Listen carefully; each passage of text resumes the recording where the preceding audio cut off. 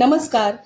श्री अंबिका योग कुटीरच्या हीरक महोत्सवी वर्ष व JNPTच्या 25व्या वर्धापन दिनानिमित्त आज आपण महिलांसाठी योग हा कार्यक्रम आयोजित केला आहे आणि कार्यक्रमाची सुरुवात चंद्रहास घरत स्वागत गीतानी करतील.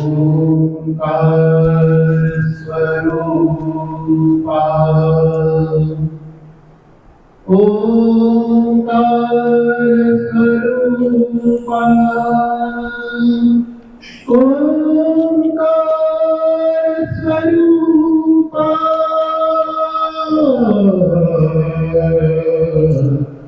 तुझ नमो तुझ नमो तुझ नमो ओंकार स्वरूपा सद्गुरु समर्था ओंकार स्वरूपा सद्गुरु समर्था अनाथा नाथा तुझ नमो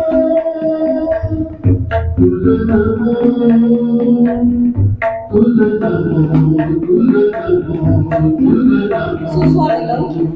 मी मनीषा घरत आपणा सर्वांचे मनपूर्वक स्वागत करते. श्री चंद्रहास घरत यांनी सुरेल भक्तिगीत सादर करून मंगलमय वातावरणाची निर्मिती करून दिली आहे. आता कार्यक्रमाची सुरुवात आपण नेहमीप्रमाणे प्रार्थनेने करूया. पहिले गुरुवंदना होईल. गुरुर्ब्रह्मा गुरुर्विष्णू गुरुर्देवो महेश्वरा गुरु साक्षात् परब्रह्म तस्मै श्री गुरवे नमः. सर्वे सुखिनः सन्तु सर्वे सन्तु निरामयः. नमस्कार. सर्वप्रथम मी श्री अंबिका योग कुटीरच्या सर्व साधकांना हीरक महोत्सवाच्या शुभेच्छा देते. तसेच JNPT शाखेला 25 वर्ष पूर्ण झाल्याबद्दल JNPT शाखेतील सर्वांचे अभिनंदन करते. श्री अंबिका योग कुटीरच्या हीरक महोत्सवानिमित्त विविध कार्यक्रम या वर्षभरात आपण सादर करीत आहोत. आज JNPT शाखेतर्फे आम्ही खास कार्यक्रम सादर करीत आहोत ज्याचे नाव आहे महिलांसाठी योग. आता मी मान्यवरांना विनंती करते की त्यांनी दीप प्रज्वलन करून कार्यक्रमाचा शुभारंभ करावा. Shri Pawar sir, Shri Tande sir, Shri Bhosale sir, Uttam Pawar sir, नीताताई, भावनाताई, पेटकर सर, उमाताई,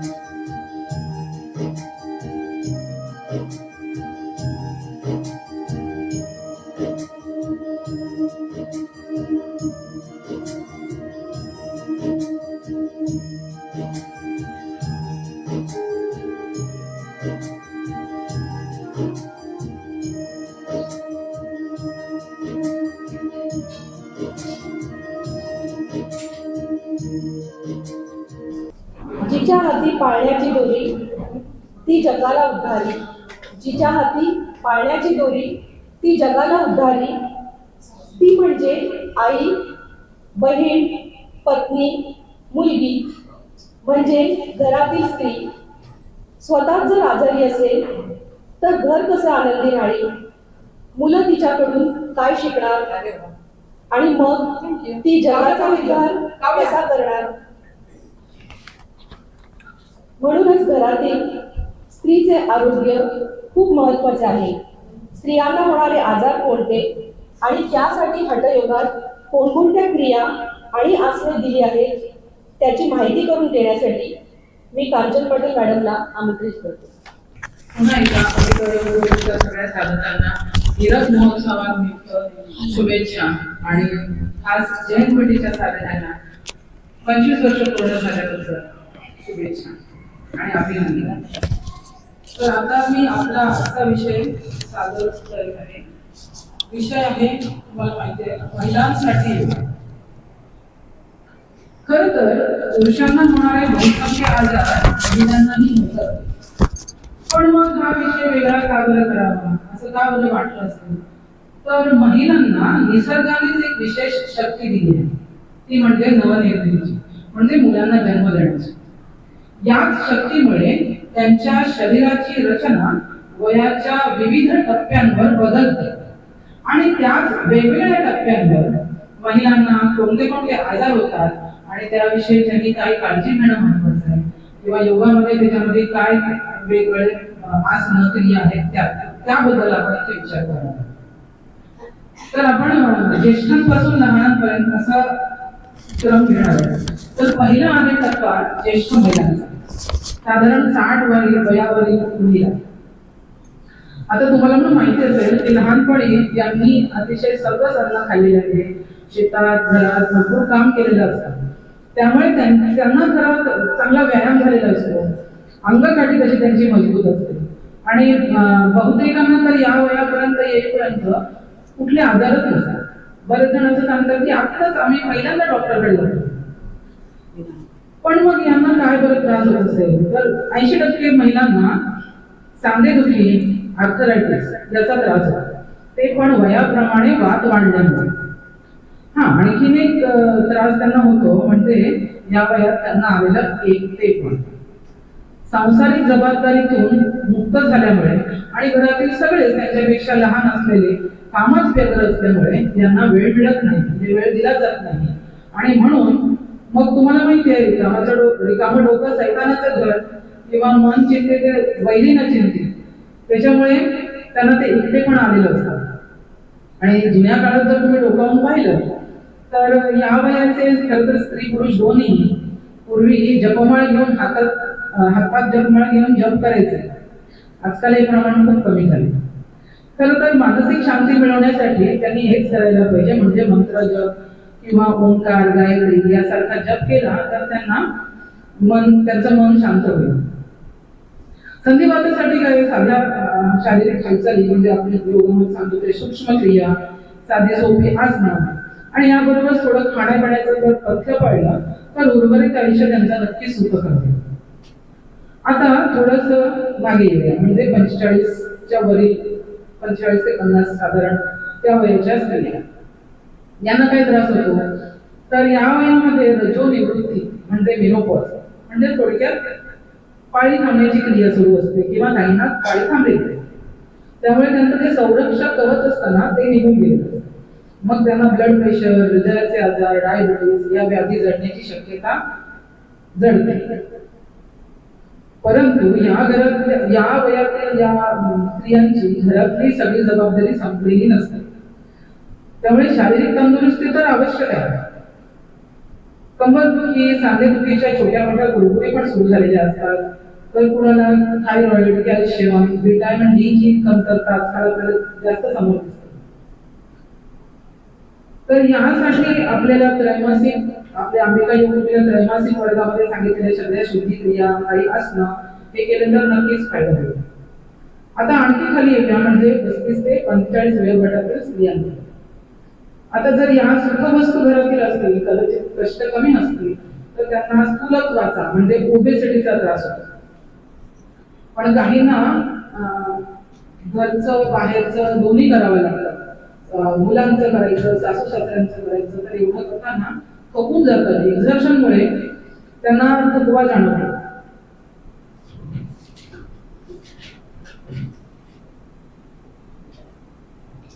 शिवाय कडक उपवास, वेळी अवेळी जेवण, उरलेलं शिळं अन्न खाणं यामुळे आमोवात, ऍसिडिटी, बद्धकोष्ठता या गोष्टींना त्यांना त्रास होतो.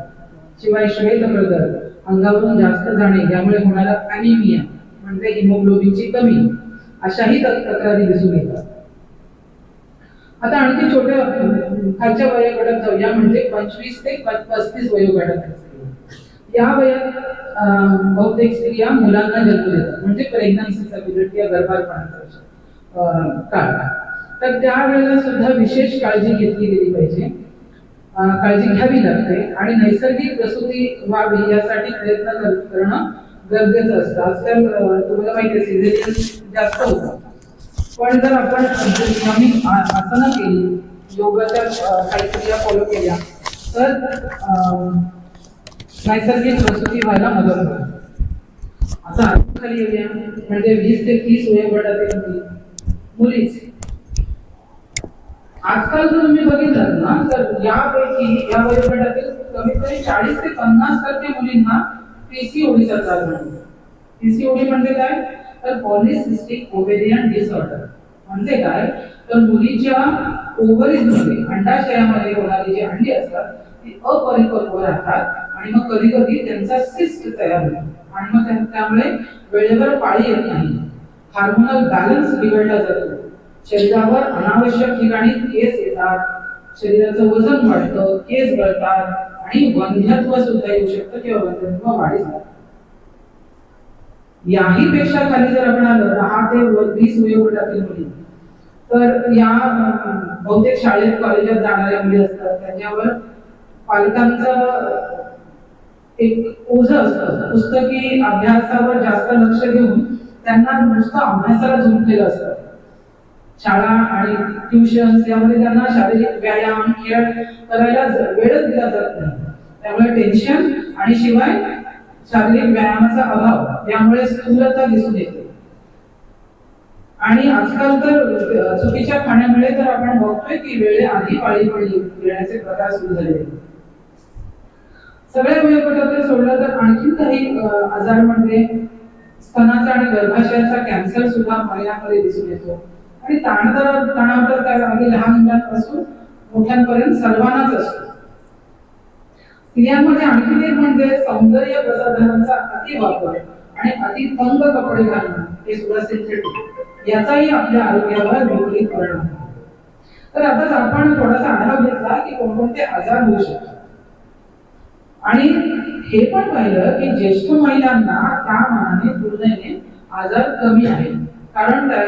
तर त्यांची जी जीवनशैली होती तेव्हा ती अगदी निसर्गाच्या जवळची होती. आणि आता आपल्याला जर हे आजार होत आहेत तर त्याचं कारण काय? तर आपली बदलत गेलेली जीवनशैली. खाण्यापिण्याबाबत काही शिस्तच राहिली नाही. त्यामुळे अगदी लहान वयापासून आपल्या शरीरामध्ये मलसंचय सुरू होतो. आणि आपल्या योगशास्त्रात म्हटलंच आहे, सर्व रोग प्रजायन्ते जायन्ते मलसंचय. जेव्हा मलसंचय सुरू व्हायला लागतो तेव्हा आणि तो विविध नाड्यांमध्ये अडकायला लागतो, त्या ठिकाणचे आजार मग आपल्याला जडतात. म्हणजे बघा, जर हा मल लिव्हर मध्ये रक्तामध्ये साठला तर फॅटी लिव्हर होतो, तो ओव्हरी म्हणजे अंडाशयामध्ये झाला तर पीसीओडी आणि असे अनेक आजार.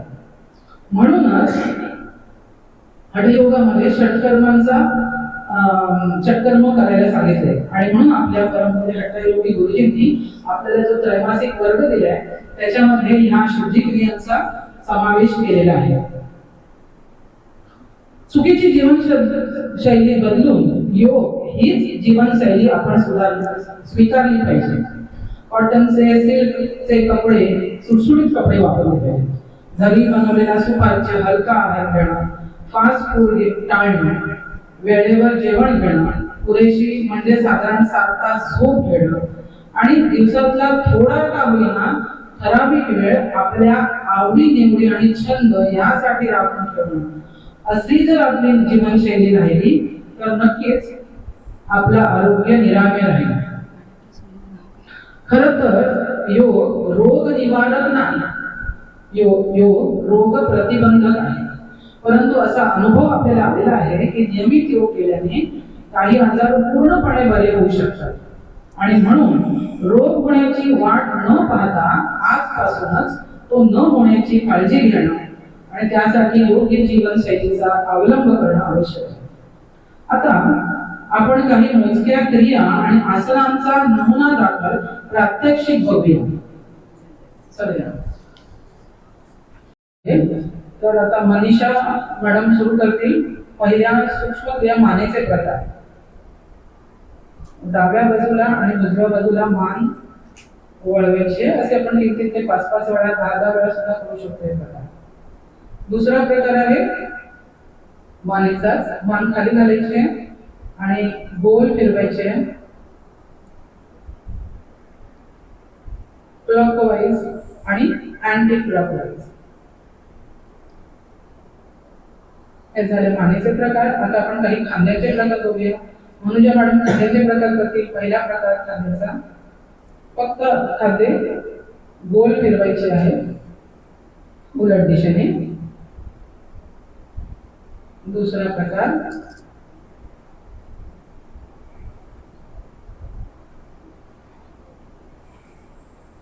आता पायांचे प्रकार करण्यासाठी काय करायचं. आता बघूया काही पायांचे प्रकार. पायाचे तळवे पुढे मागे पुढे मागे आणि आता गोलाकार फिरवायचे आहेत.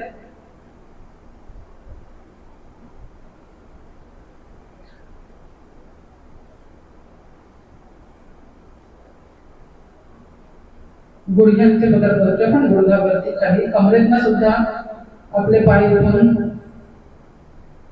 मोकळे होतात. तर अशा या आहेत सूक्ष्म क्रिया. या सुद्धा याच्या व्यतिरिक्त सुद्धा आहेत. आपण काही नमुनाबद्दल मुख्य दाखवत आहोत. धन्यवाद. आता पुढे जाऊया. काही शुद्धी क्रिया आपण बघतो आहोत. आता हे आपल्याला पद्मासनात करायचं. अगोदर आपण जे बघितलं ते वज्रासन. नावाप्रमाणे आपले वज्रासन घातल्याने आपली बॉडी आपले शरीर वज्रासारखं मजबूत होतं. आता बघूया आपण कपालभाती. मनीषा मॅडम कपालभाती करतायत. रेच्या अर्धपुरा कपालभाती सुरू.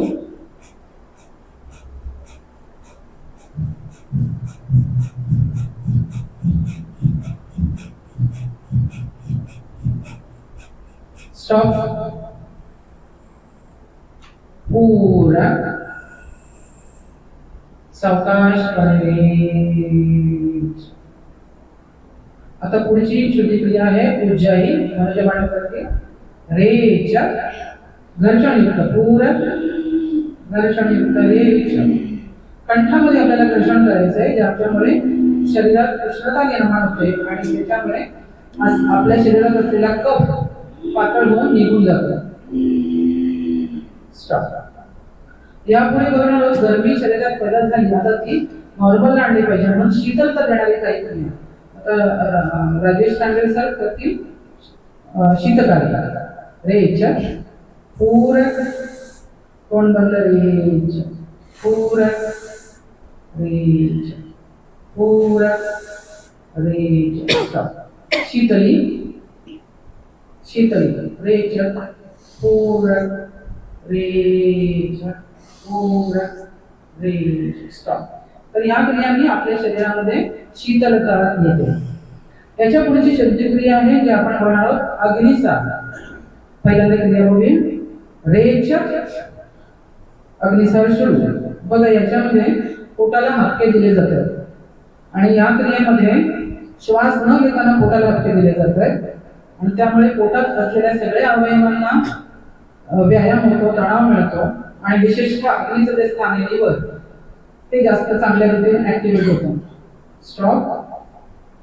पूरा सावकाश. आता आपण काही बघणार आहोत पाठीवरील आसन ज्याच्यामुळे पोटाचा घेर कमी होईल. मला वाटतं दोघांनीच करावी. पाठीवर दोघं तुम्ही पोटावर करणार आहात.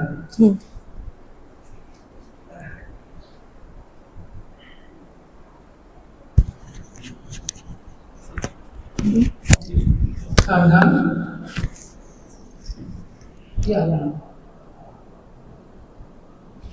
सावधान. पहिला आपण करणार आहोत सायकलिंग. दोन्ही पाय वरती घ्या आणि एकाने अल्टरनेट, एकाने दोन्ही पॅन करा.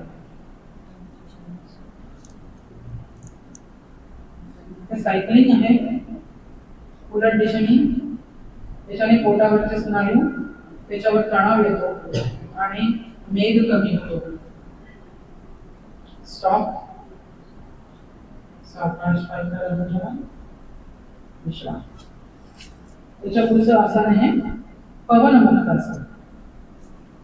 सावधान. एक एक पॉइंट करायचं, दुसऱ्याने दोन. एक पॉइंट दाखवायचे एकाने. 2 3 4 5 6 7 8. विश्राम.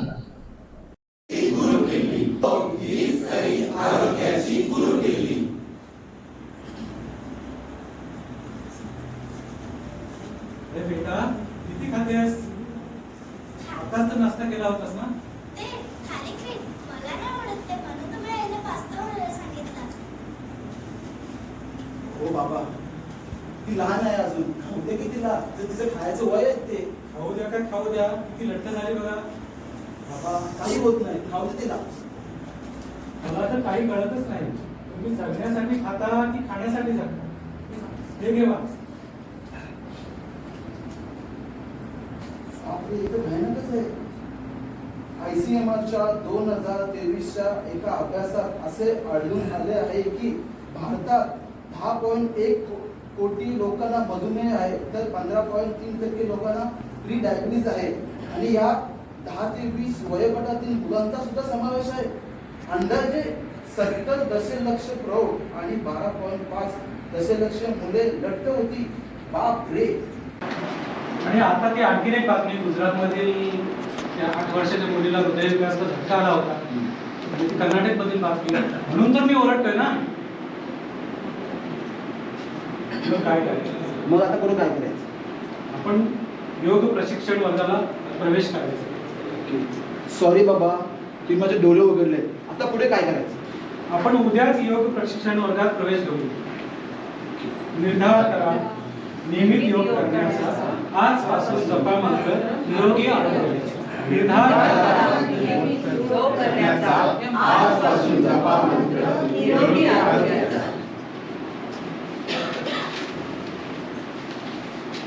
अगं तुला माहिती आहे का, मी आजकाल झुंबाला जाते. फार छान व्यायाम होतो शरीराचा आणि मज्जा पण येते. तुला यायचं आहे का? नको ग बाई, मी तर रोज 7 तास चालते. छान व्यायाम होतो. मी तर रोज जिमला जाते. छान 1 तास घाम गाळते. गेल्या 15 दिवसात 3 किलो वजन कमी केलंय. अगं अगं तुला तुला बद्धकोष्ठता आहे ना? काय झालं त्याचं? आणि तुला बीपीचा त्रास आहे ना? कमी झाला का काही? तुला तर पीसीओडीचा त्रास आहे. काही फरक पडला का जिम करून? नाही. मी नियमित योग करते. आज 5 वर्ष झाली. मला सुद्धा कंबरदुखी शिवाय सायनसचा त्रास होता. नियमित योग केल्यामुळे माझ्या सगळ्या तक्रारी दूर झाल्या. आता मी स्वस्थ आहे. खरंच योगाने फरक पडतो का? हो नक्कीच. मला पण पीसीओडी आहे. त्याच्यावर काही उपाय आहे का योगामध्ये? हो नक्कीच आहे ना. आपल्याकडे एक महिला 20 वर्षापूर्वी येत होत्या. त्यांना मूल होत नव्हतं, पण त्यांनी जेव्हा आपल्या क्लासला ऍडमिशन घेतली आणि 6 महिन्याच्या आतच त्यांना दिवस राहिले. माझा भाचा आजकाल डिप्रेशनमध्ये गेला आहे. त्याच्यासाठी काय उपचार करावे काही कळतच नाही. अरे मानसिक आजारांमध्ये तर योग जास्त फलदायी होतो, कारण योग केल्याने मनावर नियंत्रण मिळवता येतं. आपल्याकडे याचं सुद्धा एक उदाहरण आहे. आपल्या शाखेमध्ये ना खूप पूर्वी एक ग्रस्त यायचे. ते खूप डिप्रेशनमध्ये होते. नेहमी त्यांना आत्महत्येचा विचार डोक्यात यायचा. त्यांनी आपल्या क्लासला ऍडमिशन घेतलं. थोड्याच महिन्यामध्ये ते डिप्रेशनमधून बाहेर आले. इतकंच नव्हे तर त्यांचा कॉन्फिडन्स इतका वाढला की त्याने पुढे जाऊन आमच्या प्राणायामची परीक्षा पूर्ण पास केली आणि प्रशिक्षक शिक्षक म्हणून ते इथे काही वर्ष कामही करत होते. आता ते गावी गेले, पण त्यांचं खूप छान चाललंय. हा ते का हो माहिती आहे. हा योगाचे भरपूर फायदे आहेत, तुम्हाला माहीत आहेत का? आपला तणाव कमी होऊन आपलं मानसिक संतुलन सुधारण्यास मदत होते. शिवाय आपली शक्ती, एकाग्रता, कॉन्फिडन्स लेवल वाढतो, आत्मविश्वास वाढतो. शारीरिक, मानसिक आणि भावनिक संतुलन राखलं जातं. शिवाय आपल्या ज्या काही सुप्त शक्ती असतात त्या जागृत होतात आणि त्यांचा विकास होतो. आपण कोणतंही जे काम करतो त्याच्यात कुशलता वाढते, म्हणजे आधी जे काम करत असतो त्याच्यात आणखी छान रीतीने काम करता येते. गीतेमध्ये म्हटलं आहे योगा कर्मसु कौशलम. थोडक्यात काय तर संसारात येणाऱ्या प्रत्येक अडचणीवर योग हेच परम औषध आहे. भवतापेन तप्तानां योगो हि परम औषधम्. भवतापेन तप्तानां योगो हि परम औषधम्.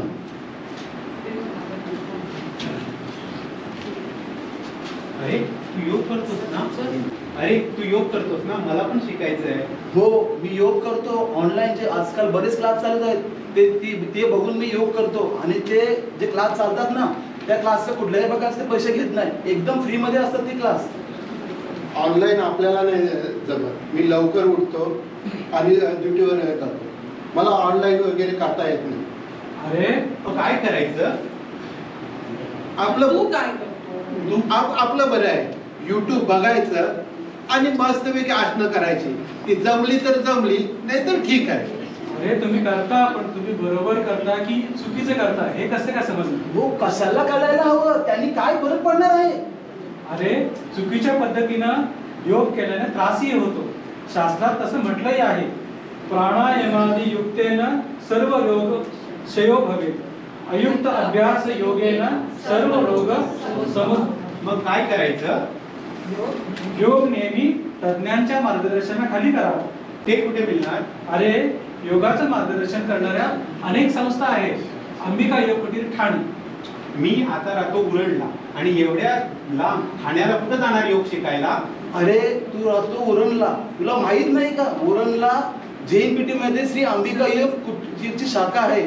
तिथे चांगले सर म्हणजेच मधुकर तांडे सर ते संचालक म्हणून काम पाहतात आणि ते चांगले योग शिकवतात. आणि हे बघ, श्री अंबिका योग कुटीरचे टाउनशिप मध्ये शाखा आहे, तिथे तुम्ही प्रवेश घेऊ शकता. आणि श्री अंबिका योग कुटीरच्या देशभरात परदेशात 98 शाखा आहेत. 2500 प्रशिक्षित शिक्षक आहेत. प्रत्येक शिक्षक मनोभावे काम करतो आणि वैयक्तिक मार्गदर्शन करतो. मग ते बघा तांडेल सर. मग किती पैसे घेतात? JNPT शाखेचे संचालक श्री तांडेल सर. नमस्कार. 1965 साली अंबिका योग कुटीरची स्थापना केली. आज कुटीरला 60 वर्ष पूर्ण झाली. तुम्हाला माहिती आहे का, अंबिका योग कुटीर मध्ये हठयोग पारंपरिक पद्धतीने शिकवलं जातं. कुठल्याही प्रकारची भेसळ न करता आणि कुठलेही पैसे न घेता विनामूल्य वर्ग असतात. जसं गुरुजींनी 60 वर्षापूर्वी जे शिकवलेला योग आहे तसा आज पण कुटीरमध्ये शिकवला जातो. हे तर खूप छान. हो तर अरे वा, हे तर खूप छान झालं. मला पण पारंपरिक हठयोग शिकायचं आहे. मी उद्याच वर्गाला प्रवेश घेतो. मी पण घेतो. छान. चला आपण सर्वच घेऊया. YouTube वर असं चुकीचं शिकण्यापेक्षा हे चांगलं आहे ना. हे चांगलं आहे. प्रशिक्षण समोर आहे. हेच करूया ना आपण सर्वजण. आपण सर्वजण उद्या प्रवेश घेऊया. उद्यापासून प्रवेश घेऊ. छान छान छान छान. जो ज्योतिर्मय है जग में आ, तेरा साई तुझमें है, जा सके तो जा. ज्योतिर्मय है जग में आ, तेरा साई तुझमें है, जा सके तो जा. काय ग आई, नुसतं योग करा म्हणत असते, पण पोट भरण्यासाठी पण काहीतरी करायला पाहिजे ना. हो बेटा, श्री अंबिका योग कुटीर संस्थे YCB म्हणजे योगा सर्टिफिकेशन बोर्डचे कोर्सेस घेतले जातात. हे कोर्स करून आपण पैसे कमवू शकतो. पण या कोर्सला मान्यता आहे का सरकारची? हो ना, श्री अंबिका योग कुटीरला भारत सरकारच्या आयुष मंडळाची मान्यता प्राप्त आहे. पण या नोकऱ्या कुठे उपलब्ध आहेत? YCB बोर्ड सर्टिफिकेटसाठी परदेशात भरपूर मागणी आहे आणि आपल्या भारतात सुद्धा आता कॉलेज, शाळा, हॉस्पिटल इतर ठिकाणी मुबलक प्रमाणात संधी उपलब्ध होणार आहे. मग ठीक आहे. गुरुजी म्हणायचे, हे संसारी काम भी कर ओम भी स्मर, हे संसारी काम भी कर ओम भी स्मर, एक नाम दो काम संसार और परमार्थ, चित्त पवन की तरह भाग रहा है, मन अस्थिर होता जा रहा है, आयु घटी जा रही है, क्षय होता जा रहा है, उसे रोकने का सर्वश्रेष्ठ कल्याणकारी साधन है योग योग योग। आपल्या जैनपीठची स्थापना, आपल्या जैनपीठी शाखेची स्थापना त्यांनी केली ते आपले प्रकाश पवार सर. आता एवढ्या वर्षानंतर त्यांची अंबिका योगपीठाच्या ट्रस्टीशिपसाठी म्हणजे निवड झालेली आहे आणि ते ट्रस्टी झालेले आहेत. पण त्यांना आता मुलाचं मार्गदर्शन थोडंसं आपल्याला त्यांच्याकडनं मिळालं पाहिजे. त्यांना विनंती करते की त्यांनी थोडंसं बोलावं. हरिओम. अशी ओळख करून दिली ट्रस्टी म्हणून. कसं असतं, लहानपणापासून कॉलेजमध्ये असल्यापासून योग जॉईन केला असल्यामुळे आज जवळजवळ 40 वर्ष योगाच्या क्षेत्रात आहे.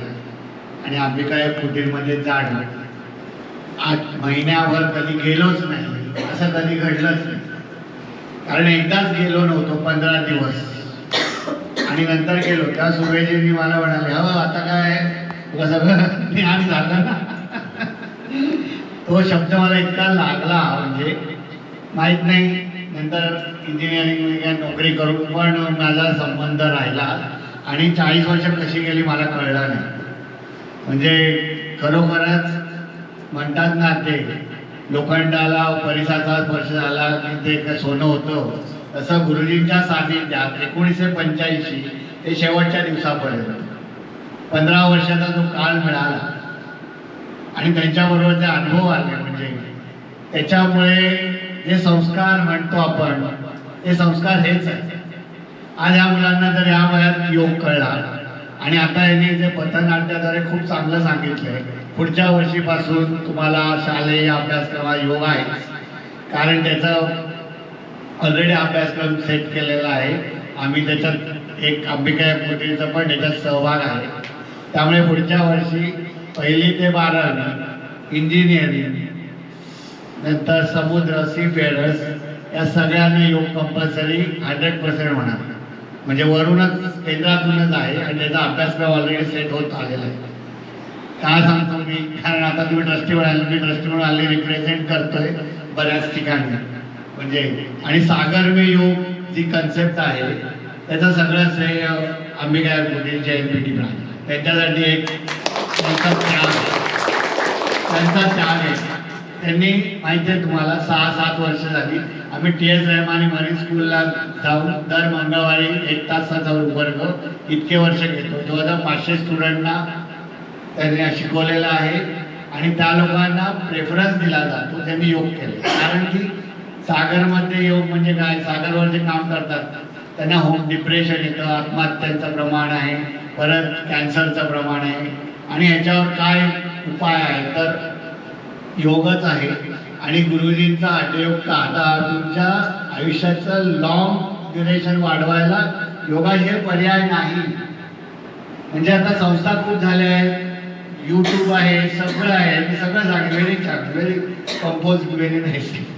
म्हणजे पण तरी पण तुम्हाला अंबिका कुटीरकडे यावं लागेल कारण की गुरुजींनी जो अभ्यासक्रम सेट केला आहे तो एकदम परफेक्ट आहे. आम्ही 40 वर्ष सगळ्या लोकांवर प्रयोग केलेला आहे म्हणजे गुरुजींच्या ह्याच्याप्रमाणे, आणि तो अभ्यासक्रम लिहिलेला आहे पुस्तकाच्या मागे. आणि तुम्ही म्हणाल की मी गुरुजींना शंका विचारली, रोज रोज काय हेच करायचं, आज केलं कपालभाती, उद्या केली कपालभाती, पूजे करा, परत 3 महिने सर्टिफिकेट मिळालं, परत म्हणतात तुम्ही आलो, परत म्हणतात पूजेच करा. आज तुम्हाला कळत असेल ज्यांनी जितके वर्ष आता दांडेल सर यांनी आपला झेंडा JNPT पुरता मर्यादित नाही ठेवला, कुठपर्यंत नेला, जपानच्या टोकियोमध्ये. आणि पहिल्यांदा तर मला यांच्या आज JNPTचा 25वा वर्धापन दिन आहे, त्याबद्दल त्यांचं सर्वांचं खूप खूप हार्दिक अभिनंदन. हे म्हणाले तसं सोपं नाही आहे, एक साधकाला तरी चालवणं खूप कठीण गोष्ट आहे. आम्हाला संख्या कमी झाली की आम्ही बेचैन होतो, अरे संख्या नाही आहे, संख्या नाही आहे. पण ही चिकाटी ठेवणं ही खूप मोठी गोष्ट आहे. आता खरं तर हे दोघं मान्यवर खूप बोलले, त्याच्या पुढे मी काय बोलणार आहे. यांनी बरंच काही बोलून झाले. पण एक आता आपलं स्पेशली आजचा विषय असा आहे की महिलांसाठी योग, तर त्यामुळे माझा अधिकार बनतोय थोडंसं बोलण्याचं नक्कीच. कारण आम्ही आमच्या आजूबाजूला महिला बघतो. आता यांनी पथनाट्याद्वारे किंवा आपलं जे सुरुवातीला प्रस्तावित केलं त्याच्यामध्ये खरंच खूप छान वाटलं की वयोगटानुसार आपण कसे कसे गेलो. तर आज आमच्या आजूबाजूला आम्ही बघतो की किती मुलींना त्रास आहे, किंवा सगळ्यात जास्त म्हणजे मी माझ्या जवळच्या नातेवाईकांमध्ये अनुभवलं की एक मोनोपॉजमध्ये 40-45 वयाच्या महिला भयंकर डिस्टर्ब आहेत. जसं की एकतर मुलं मोठी झालेली आहेत आणि मला काही किंमत नाही आहे, मला काही व्हॅल्यू नाही आहे, किंवा माझी आता काही घराला गरज नाही आहे, ह्या भावनेने त्यांना खूप त्रास होतो आणि खूप डिप्रेशनमध्ये जाऊन औषध गोळ्या घेतात. तर आमचे अनुभव असे आहेत की आम्हाला हे 15, 20, 25 वर्ष झाले हा योग मिळाला. त्यामुळे दिवसाचे कितीतरी म्हणजे दिवसाचेच नाही म्हणून आम्ही किती दिवस असे जातात की आमचं काहीच दुखत नाही आहे. ह्याच्यापेक्षा वेगळं सुख काय असू शकतं. कधी पाय दुखत नाही, म्हणजे दुखतं पण खूप कमी वेळा, महिन्यातून एखाद दुसरा दिवस की लगेच आम्हाला जाणवतं हां तर जलधोती केली पाहिजे. जरा आपण कुठेतरी थोडं लग्नाकार्याचं जेवून आलो किंवा रात्रीच्या वेळी कुठेतरी काही आईस्क्रीम खाल्लं, म्हणजे हा जो एक अवेअरनेस येतो. परवा ठाण्याला खूप मस्त कॉन्फरन्स झाली निरोच्या याच्यावरची, त्याच्यामध्ये एक गोष्ट आवर्जून सांगितली गेली की साधं डिप्रेशनची व्याख्या काय सांगितली. मला सगळं कळतंय, योगा अभ्यास केला पाहिजे, चांगलं खाल्लं पाहिजे, आनंदी राहिलं पाहिजे, पण मला वळत नाही, त्याचंच नाव डिप्रेशन सांगितलंय. म्हणजे तसा विचार केला तर आज किती लोकांना, किती टक्के लोकांना हे आहे कळते आम्हाला सगळं. पण माझ्या आजूबाजूला पण तशाच आहे. खूप जणी येऊन पनवेलला शाखेत योग वर्ग केलाय पण नाही ऐकत. तेव्हा मला गुरुजींचं वाक्य आठवतं की ते भाग्यात सुद्धा असलं पाहिजे. आपण खूप सांगतो एखाद्याला पण दोन मार्ग जातात. सांगतात की एक कल्याणाच्या दिशेने जातो, एक संसाराच्या दिशेने जातो. तेव्हा आपण काय करायचंय, आजूबाजूला सांगायचे. जशा झाडाच्या बिया फेकायच्या, ज्या रुजतील त्या रुजतील, जे नाही रुजणार ते नाही रुजणार. म्हणजे आता ह्याला आणि एक गोष्ट आवर्जून मला शेअर करायला वाटते की आम्ही जेव्हा मागच्या आठवड्यात कुटीरात ते हे केलं, शिबिर केलं, तेव्हा एक गोष्ट सांगितली की कुठल्याही गोष्टीला आत्मचिंतन करता आलं पाहिजे. एखादी गोष्ट घडली तर का घडली आणि त्याचं कारण काय मला आतमध्ये शोधता आलं पाहिजे. आम्ही काय करतो जनरली बाहेर दाखवतो, मला काय त्रास झाला याच्यामुळे झाला, याच्यामुळे झाला, मग आपण काय करतो सेफ राहतो. तर तसं नाही, मला ज्याची भीती वाटते किंवा जी गोष्ट मला करायला नको वाटते ती करून आपण काय करायचं त्याच्यावर मात करायची. एक आम्हाला तो घ्यायचा कसा कळत नाही, आम्ही तेवढी साधना करत नाही आणि मग आनंदासाठी काय करतो, रोज एखादी वस्तू खरेदी करू, एखादा पदार्थ करून खाऊ, किंवा सगळ्यात महत्त्वाचं आली ऑनलाईन शॉपिंग. सगळ्यांना त्याचं काय झाले वेळ लागले, व्यसन म्हटले त्याला शॉपिंगला.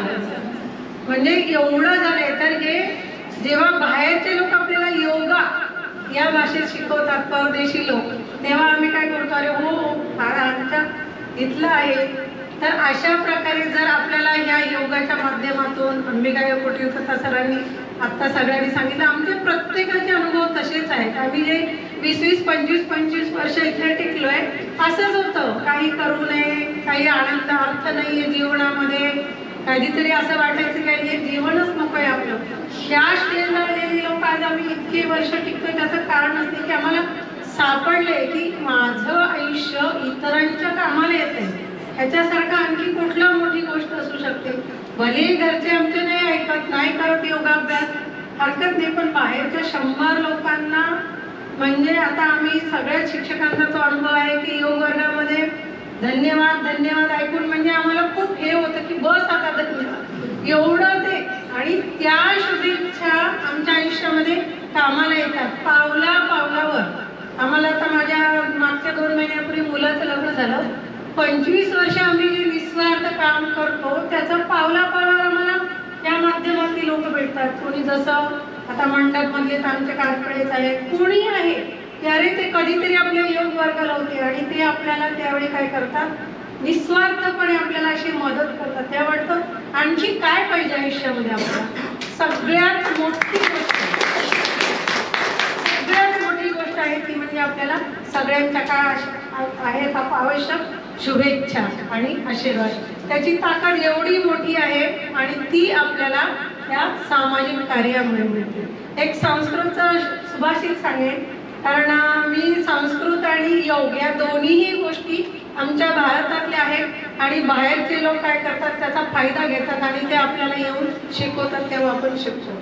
तेव्हा संस्कृतमध्ये एक सुभाषित आहे की अपूर्व कोपी कोशोयम विद्यते तव भारती. एक हिचा कोश आहे सरस्वती देवीचा, की तो कोश कसा आहे, क्षयतो वृद्धी मायाती काय व्ययतो वृद्धी मायाती क्षय मायाती संचय. व्यय म्हणजे तुम्ही जर खर्च केला, सरस्वती मातेचा एक असा कोश आहे विचित्र, आणि तो जर तुम्ही खर्च केला, व्यय केला तर त्याच्यामध्ये काय होते, वाढ होते. म्हणजे उदाहरणार्थ ज्ञान देणं, शिकवणं. आज आम्हाला शिक्षक बऱ्याच ठिकाणी कमी पडतात, तर सगळ्यांनी आणि जर नाही शिकवलं, क्षय मायाती संचय. गटाराचं पाणी आहे त्याला वास येतो, कारण का ते वाहतं नाही. आणि नदी कशी आहे, ती वाहते. जर आपण इकडे आलो योग मार्गामध्ये एक शिक्षक बनण्याच्या प्रेरणेने आलो तर काय होतं, आपल्या ज्ञानामध्ये वाढ होते. जसं सरस्वतीचा कोश हा ज्ञानच आहे की त्याचा जर आपण दुसऱ्यांना द्यायचं आहे म्हणजे आपल्याला तो खर्च करायचा आहे, आणि खर्च केला की आपलं काय होतं, ज्ञान दिल्याने काय होतं, आणि नाही दिलं तर काय होतं, त्याचं घटतं. तर त्याच्यामुळे सगळीकडे असंच दिव्याने दिवा पेटावा, अशा प्रकारे ज्यांना ज्यांना शक्य आहे, जिथं जिथं शक्य आहे तिथे आपण काय करूयात, या योग आणि याचा प्रचार करूया. गुरुजींनी जो आपल्याला आम्हाला फ्री मिळाले म्हणून आम्ही लोकांना फ्री शिकवतोय, ही एक महत्त्वाची गोष्ट आहे. आणि दुसरं, एखादी गोष्ट त्याचं मोल करू शकत नाही. आम्हाला खूप प्रश्न विचारतात की तुमच्याला किती चार्जेस आहेत, जेव्हा सांगतो की विनामूल्य. हो का, अरे वा मस्त आहे, पण आपण त्याचं काय मोल लावू शकतो. जर माझं जीवन बदललंय त्याचे किती चार्जेस लावणार आपण. आज आम्ही किती किती दिवस हॉस्पिटलमध्ये जात नाही, गोळ्या खात नाही, ही किती मोठी आमच्याकडे शक्ती, पैसे बचतच नाही आमची. मग आम्ही घरच्यांना सांगतो आम्हाला बाहेर जायला आम्हाला खर्च होऊ द्या, कारण आमचं दवाखान्याला होत नाही. म्हणून आम्ही कुठल्याही कार्यक्रमाला आमचे स्वतःचे पैसे खर्च करून जातो, कारण तो आमचा हक्क आहे. आम्हाला दवाखान्याला महिन्याला आज 1000 2,000 रुपयाच्या आपलेच नातेवाईक बघतो, डायबिटीसच्या गोळ्या करतात, याच्या गोळ्या करतात, त्याच्या गोळ्या करतात. आज आपल्याला काही न करता आपल्याला खूप आनंद वाटतो. काही लोक फोन करतात, जसं आता नवीन आम्हाला बॅच सुरू होते, आमचा हा आजार बरं होईल का, तो आजार बरं होईल का, हे ठीक होईल का. तेव्हा एका चला आता आपण सगळे मिळून मनाला शांत करण्यासाठी लघुलहरी करूया. वज्रासनात किंवा सुखासनात बसूया.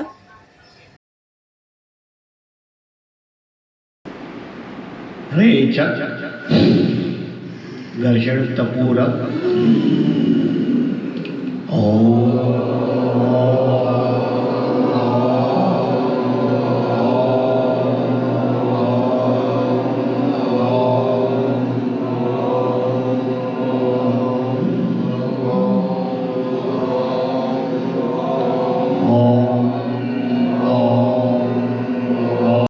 त्यांना सुद्धा मी आमंत्रण केलं, ते आले आहेत. तर या सर त्यांचा पण सत्कार करूया आपण. सर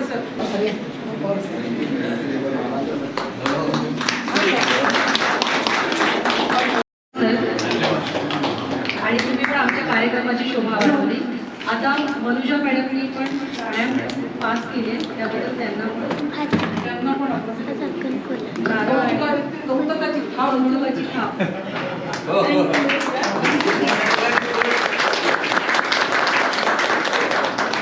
आणि ह्याच्यानंतर आमच्या आणखी आहेत. अशा प्रकारे कार्यक्रमाची सांगता शांतीपाठाने केलेली आहे. हे विनामूल्य योग क्लास JNPT टाउनशिप येथे शनिवारी 5 ते 7 मध्ये चालतात.